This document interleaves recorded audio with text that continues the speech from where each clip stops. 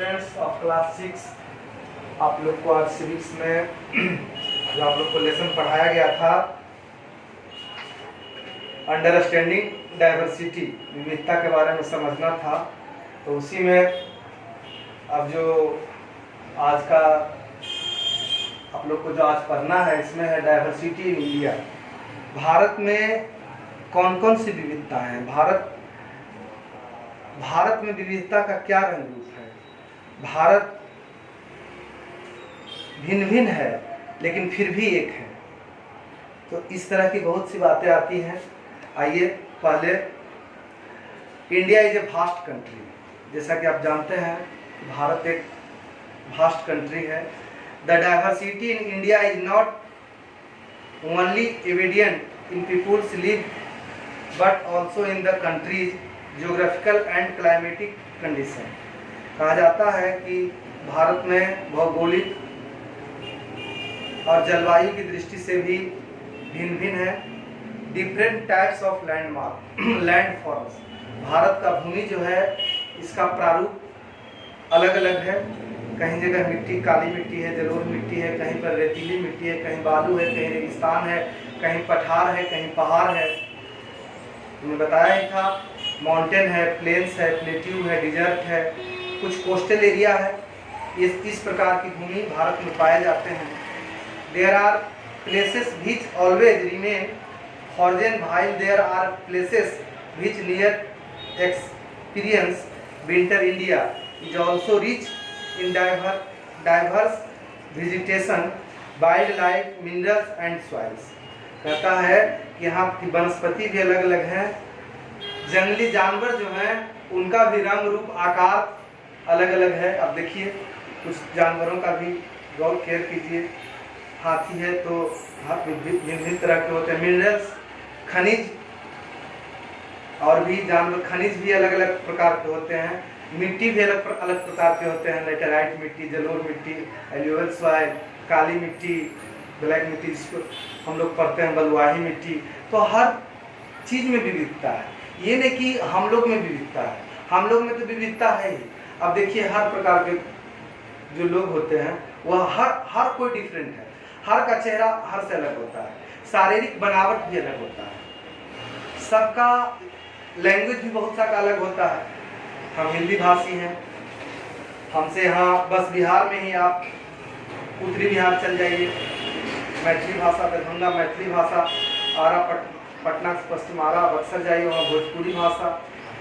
हम लोग नालंदा नवादा में मगही भाषा का प्रयोग होता है। तो लैंग्वेज में भी विविधता है, खान पान में भी विविधता है, धर्म में भी विविधता है। तो आइए आज जानते हैं कि भारत में कितनी प्रकार की विविधता है। तो सबसे पहले है सोशल डाइवर्सिटी। सोशल डाइवर्सिटी का मतलब होता है सामाजिक विविधता। Social diversity can be seen is almost every social institutions of our country. कहते हैं कि हर लोग हर प्रकार के कार्य करते हैं, हर लोग हर समुदाय में रहते हैं। कहता है पहला एक होता है परिवार। सम फैमिलीज आर स्मॉल और nuclear family in which only parents and their children live together. Such families are mostly found in city. कहते हैं कि परिवार जो होते हैं, परिवार के कुछ सदस्य बड़े बड़े शहर में रहते हैं, कुछ गांव में रहते हैं, माता पिता बच्चे। They bear have joint family, कुछ संयुक्त परिवार होते हैं। संयुक्त परिवार in which parents, their children, grandparents and other close relatives live together under a common roof, sharing food from the same kitchen. Such families are mostly found in village. कहता है joint family जो होता है, संयुक्त परिवार होते हैं जिसमें दादा दादी, अंकल, चाचा चाची, आंटी, पापा मम्मी, बच्चे और सबके बच्चे और बुआ वगैरह जो होते हैं, कुछ रिलेटिव्स जो सब परिवार एक साथ एक घर के अंदर रहते हैं, उनका खाना एक जगह बनता है, एक साथ खाते हैं, वैसे परिवार संयुक्त परिवार होता है।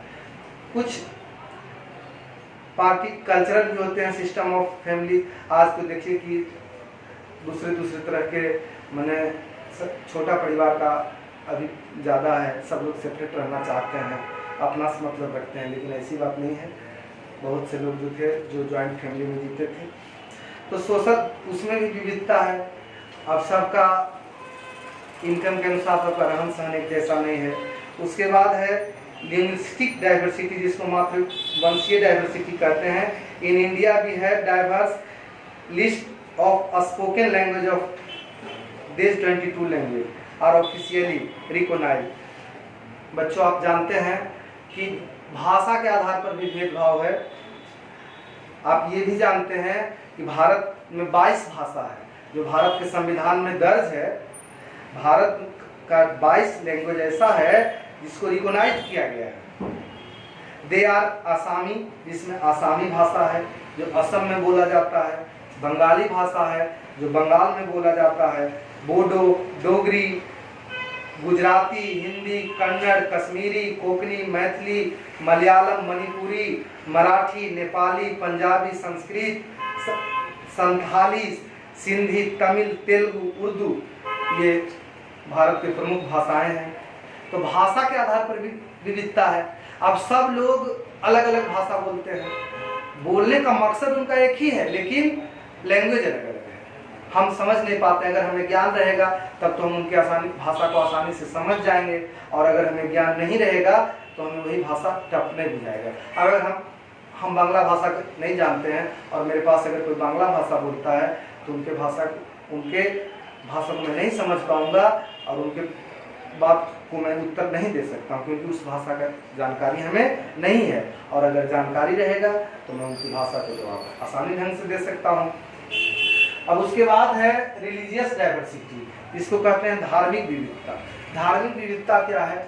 अब हम लोग जानते हैं कि इस धरती पर जितने भी सृष्टि में जो उत्पन्न लिए हैं उनको एक आराध्य होते हैं, गॉड होते हैं। तो गॉड में कोई हम लोग हिंदू धर्म से हैं, राम सीता कृष्ण को मानते हैं, माने दुर्गा शंकर जिनको मानते हैं। इस्लाम धर्म के लोग अल्लाह को मानते हैं, मोहम्मद को मानते हैं। और ईसाई धर्म के लोग जैसे कृष्ण को मानते हैं, सिख धर्म के लोग गुरु नानक देव को मानते हैं, बौद्ध धर्म के लोग भगवान बुद्ध को मानते हैं, जैन धर्म के लोग लॉर्ड महावीर को मानते हैं। तो इसी तरह से इसमें भी विविधता है, और इसमें भी पूजा पाठ करने का जगह भी अलग अलग है। हिंदू लोग टेंपल में पूजा करते हैं, मुसलमान सब मॉस्क में पूजा करते हैं, क्रिश्चियन चर्च में पूजा करते हैं, और सिख जो है गुरुद्वारा में पूजा करते हैं। आज देखिए भिन्न भिन्न प्रकार के डाइवर्सिटी हैं, इसमें भी हैं। कोई हाथ जोड़ कर करते हैं, कोई हाथ फैला कर करते हैं, हर तरह से करते हैं। उसके बाद है इकोनॉमिकली डाइवर्सिटी। हर परिवार का इनकम एक जैसा नहीं है, आर्थिक स्थिति भी एक जैसा नहीं है। किसी के घर में 50,000 का इनकम है पर मंथ, किसी घर में लाखों का है, किसी घर में 10,000 का है। अब आप ही सोचिए कि 10,000 वाला और दोनों में इकोनॉमिक बराबर हो नहीं सकता है, विविध है। ज्योग्राफिकल रूप से भी, क्लाइमेटिक जलवायु कंडीशन से भी है। कहा गया है कि some regions are rich in minerals are ores the economic diversity is quick event in such regions. कुछ क्षेत्र में ऐसे होते हैं जहाँ हर प्रकार के खनिज पाए जाते हैं, उन्हें कम भूमि कम सब चीज़ भी है, तब भी वो वहाँ के लोग का आर्थिक स्थिति सही है। कुछ लोग कुटीर उद्योग, घरेलू वस्तु, हैंडीक्राफ्ट, हस्तकला से बना करके सामान को बेचते हैं, है ना। Each state has its own handicrafts which gives individually to the region and helps in economic independence to. अपने आज़ादी से धंधा करके देखिए, कोई तोता बना के बेचता है, कोई कुछ बना के बेचता है, कोई खिलौना बना के बेचता है, बेच करके कमाता है, अपना आर्थिक स्थिति सुधारता है। तो अब किसी को फिक्स है, किसी को अलग है। हर स्टेट के अलग अलग लोग हैं। केरला, तमिलनाडु, वेस्ट बंगाल, महाराष्ट्र, ये सब जो है हर राज्य का भी स्थिति अलग अलग है। अब देखिए महाराष्ट्र डेवलपमेंट स्टेट है, बिहार एक गरीब राज्य है। बिहार के लोग, यहाँ कोई खनिज नहीं है, यहाँ के लोग परिश्रमी होते हैं, मेहनत की बदौलत जी रहे हैं। तो अलग अलग प्रकार के होता है। हर परिवार ही है, मोहल्ले का रस को देख लीजिए, हर का इनकम, हर का स्थिति अलग अलग होता है। तो इसमें भी विविधता है। उसके बाद है कल्चरल डाइवर्सिटी, इसको सांस्कृतिक विविधता कहते हैं। Cultural diversity The environment and history of a palace influences the beliefs and the way of life of its people. It is the culture of that region which is often reflected in their festivals, customs, dance and music.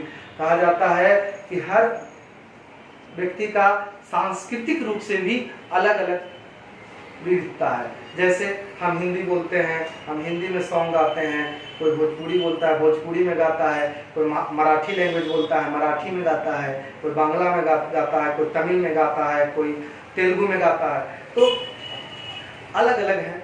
अब हम तेलुगु भाषा को नहीं समझते, नहीं follow कर पा रहे हैं।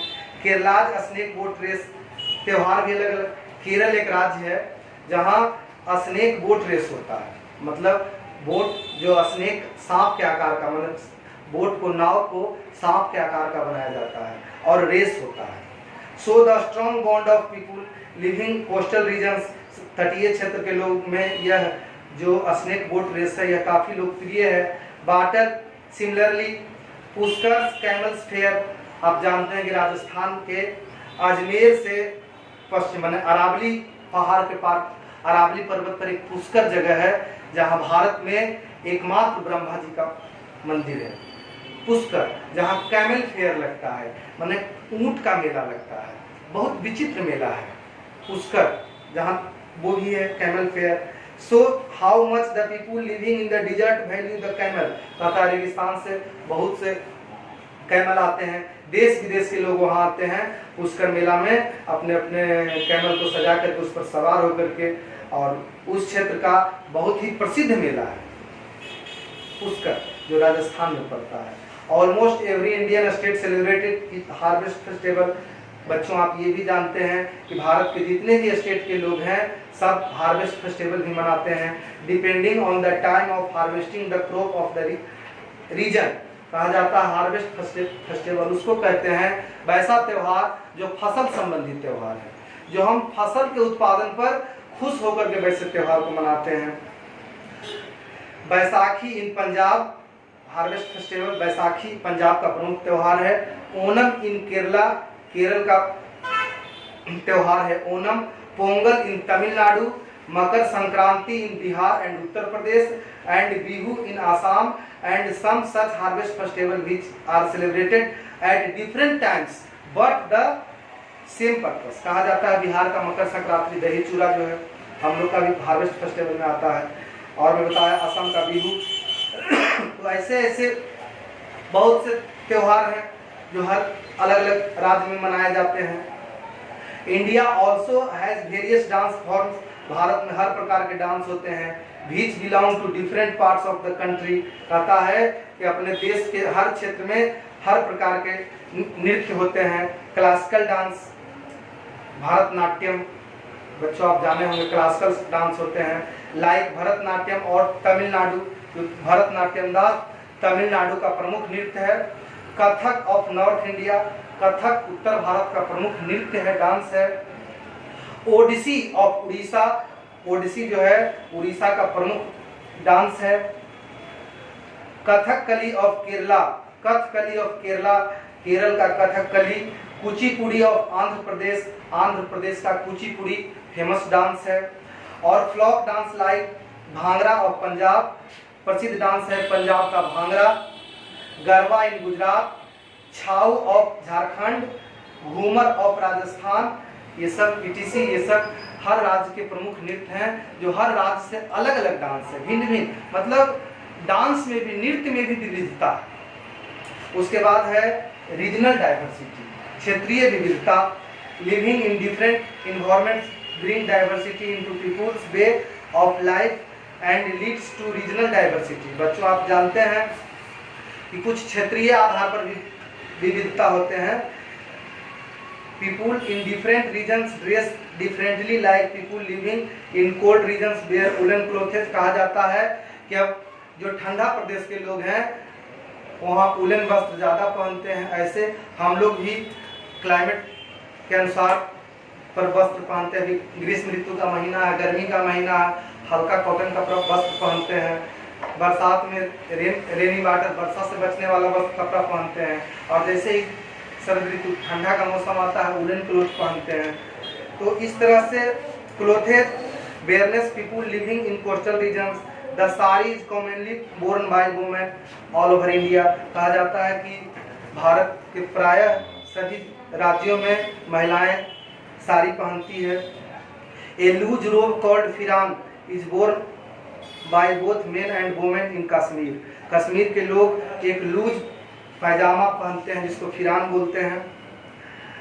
It allows the carry at kangri with them, और कांगरी भी ड्रेस पहनते हैं। एक kangri is a small basket containing at earthen pot is which leaf chorless are placed to protect people from the external cold।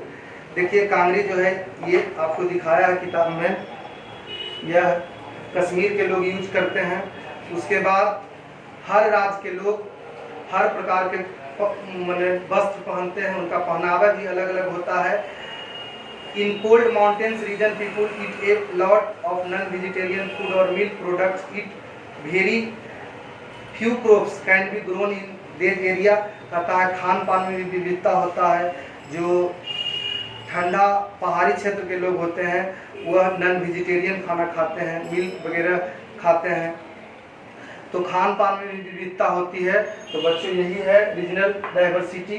तो आप लोगों को social diversity, linguistic diversity, religious diversity, economic diversity, cultural diversity और regional diversity, यह भारत में इतने प्रकार के डाइवर्सिटी के बारे में पढ़ना था जो आप लोग को आज बताया गया। और इसके बाद अब आप लोग को नेक्स्ट में इफेक्ट्स ऑफ डाइवर्सिटी और यूनिटी ऑफ डाइवर्सिटी बताया जाएगा। आप लोग को इससे मीनिंग और क्वेश्चंस भेजे जाएंगे जिसको आप लोग को बनाना है। That's all, thank you.